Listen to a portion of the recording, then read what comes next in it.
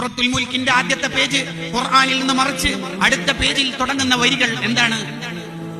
അള്ളാഹു ചോദിക്കുന്ന, സാമാന്യ ബുദ്ധിയുള്ളവർ ചിന്തിക്കേണ്ട ഒരു ചോദ്യം അള്ളാഹു ചോദിക്കുന്നുണ്ട്. വഅസിറു ഖൗലകും ഐ ഫിഅലകും അബിജറു ബി. നിങ്ങൾ രഹസ്യമായിട്ട് ചെയ്താലും നിങ്ങൾ പരസ്യമായി ചെയ്താലും ഒരു കാര്യം ഞാൻ പറഞ്ഞേക്കാം, ഇന്നഹു അലീമും ബിദാത്തി സുദൂർ. നിങ്ങളുടെ ഹൃദയത്തിന്റെ ഉള്ളിൽ ചിന്തിച്ചത് വരെ എനിക്കറിയാം. രഹസ്യം പരസ്യം അവിടെ നിൽക്കട്ടെ, നിങ്ങളുടെ ഹൃദയത്തിന്റെ ഉള്ളിൽ ചിന്തിച്ചത് വരെ എനിക്കറിയാം. എന്നിട്ടും അള്ളാഹു ചോദിക്കുക, പറഞ്ഞ മനസ്സിലായില്ലേ? അലാ യഅലമു മൻ ഖലഖ്.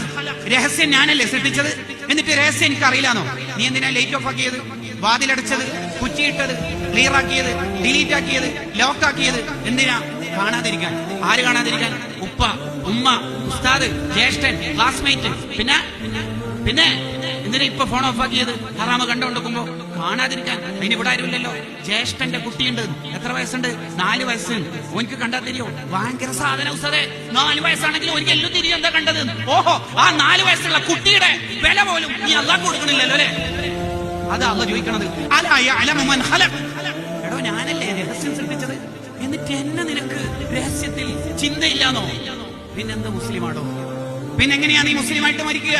അതാ ഇബ്നു റജബുൽ ഹംബലി തങ്ങൾ പറഞ്ഞത്, പലരും ഈമാനില്ലാതെ മരിച്ചു പോകാനുള്ള കാരണം രഹസ്യത്തിൽ അള്ളാഹുവിന്റെ ശത്രു, പരസ്യത്തിൽ അള്ളാഹുവിന്റെ മിത്രു.